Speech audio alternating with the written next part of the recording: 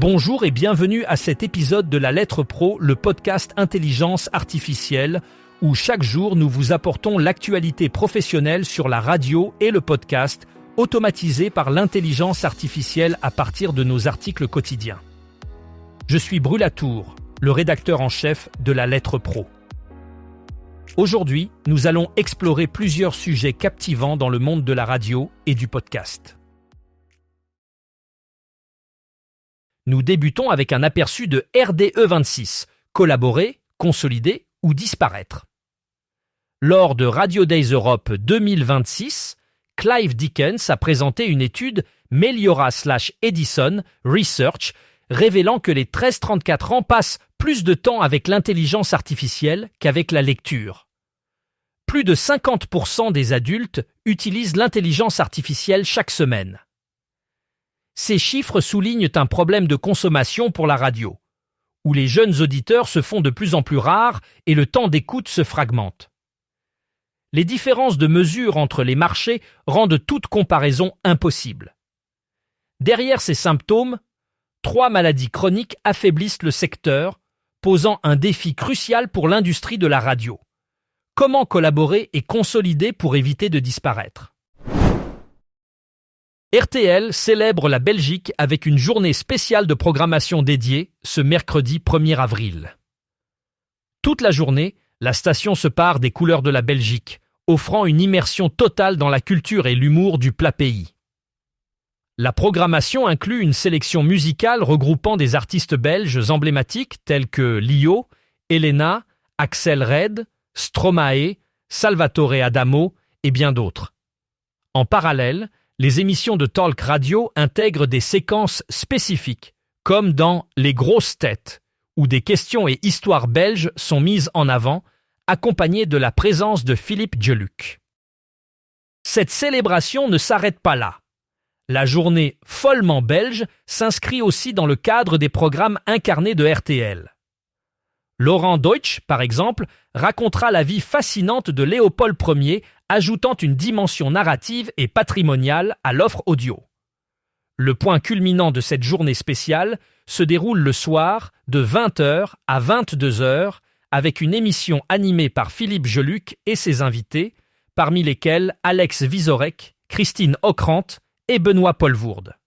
Ils célébreront la Belgique sous toutes ses formes, mêlant musique, humour et discussions captivantes.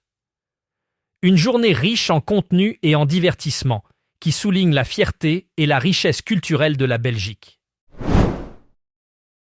Plongeons maintenant dans l'univers de la monétisation audio-digitale avec RMS, Matthias Schenk, directeur du développement produit chez Radio Marketing Service, partage sa stratégie pour contrer le transfert des budgets publicitaires vers l'audio digital.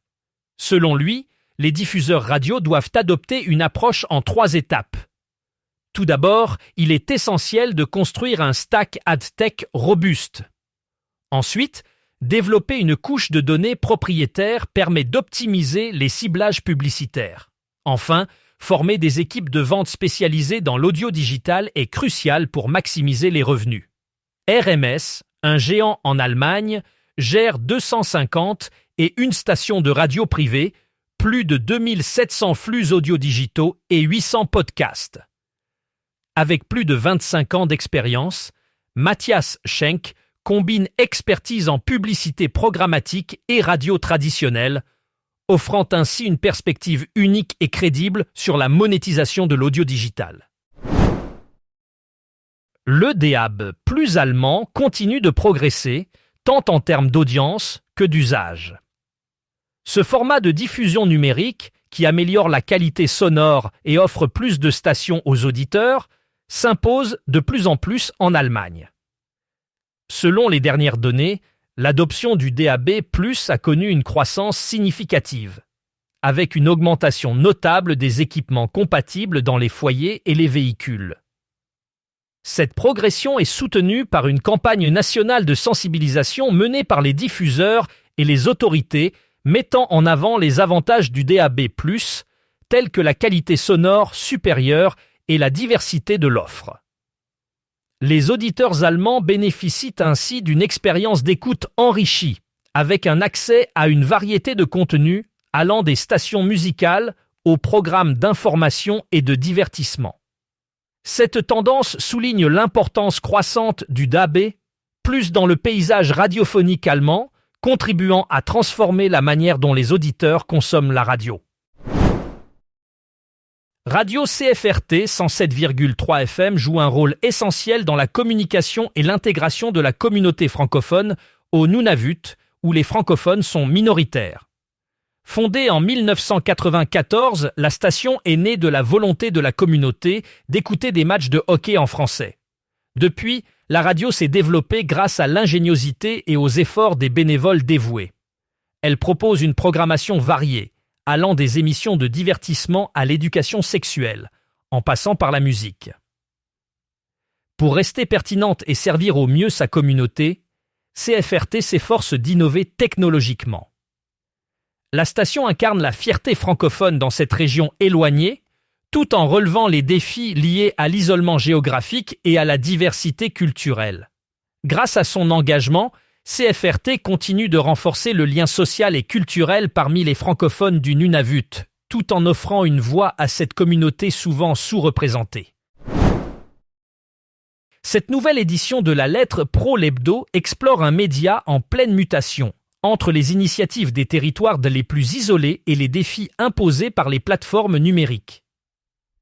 Des voix passionnées du Grand Nord aux réflexions stratégiques sur les formats courts, ce numéro met en lumière une radio qui refuse de se figer et invente de nouvelles façons d'exister chaque jour. François Ouellette et Franck Bleutia, figure de CFRT 107,3 FM, illustrent cet esprit à Radio Days Europe à Riga. Cette station communautaire francophone, née d'une poignée de passionnés en 1994, diffuse pour environ 460 francophones sur un territoire immense. Avec seulement 5 bénévoles, elle prouve que la taille ne conditionne ni l'influence ni le rayonnement. Dans un contexte dominé par les réseaux sociaux et les recommandations algorithmiques, la radio n'est plus seule à incarner la proximité avec son public. Benoît Lebreau, créateur de la newsletter Social Radio, analyse cette mutation qui redéfinit les codes du média. L'essor des formats vidéo, l'importance des algorithmes et l'évolution des usages obligent les stations à repenser leur stratégie de diffusion. Il ne s'agit plus de produire uniquement du contenu audio, mais de concevoir des expériences adaptées à des plateformes multiples où la découverte passe par l'image et le son. Cette transformation invite à réinterpréter l'ADN radio, créer du lien, raconter et accompagner dans des formats hybrides et courts, capables de capter l'attention dans un flux saturé.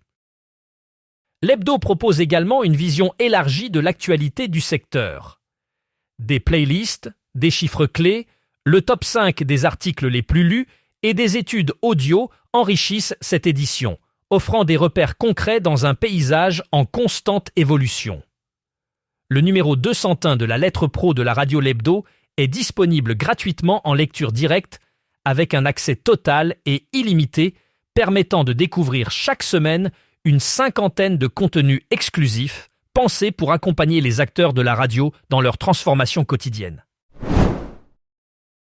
RMC Gold célèbre son premier anniversaire ce jeudi 2 avril avec l'introduction de 3 nouveaux programmes, enrichissant ainsi son offre audio-digitale. La station, axée sur les grands succès musicaux des années 80 et 90, renforce sa grille avec des formats quotidiens identifiés. Gold Morning est diffusé chaque matin de 8h à 10h avec Mathieu Rouault à l'animation. En fin de journée, le sampler est proposé de 17h à 18h, animé par Lemu, et se concentre sur les histoires derrière les samples des titres hip-hop. Enfin, 100% 90 offre une playlist dédiée aux années 90 de 18h à 19h.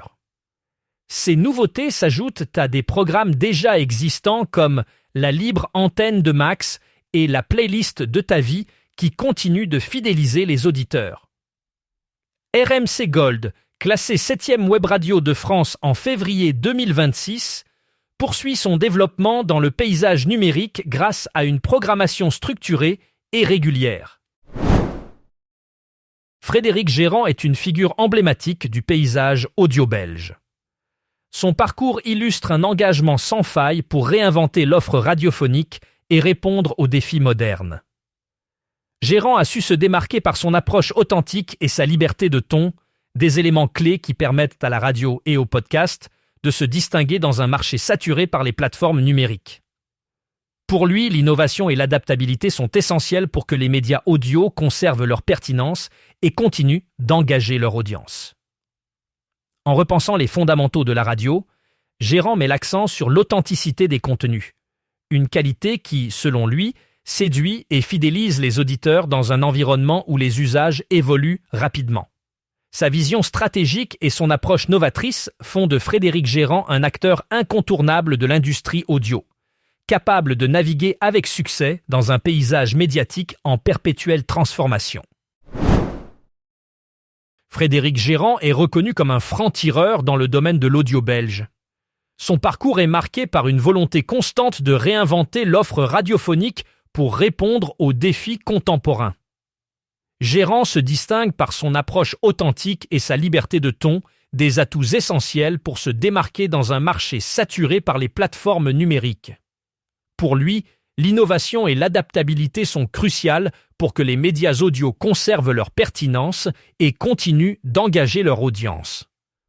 En repensant les fondamentaux de la radio, Gérand met l'accent sur l'authenticité des contenus, une qualité qui, selon lui, séduit et fidélise les auditeurs dans un environnement où les usages évoluent rapidement.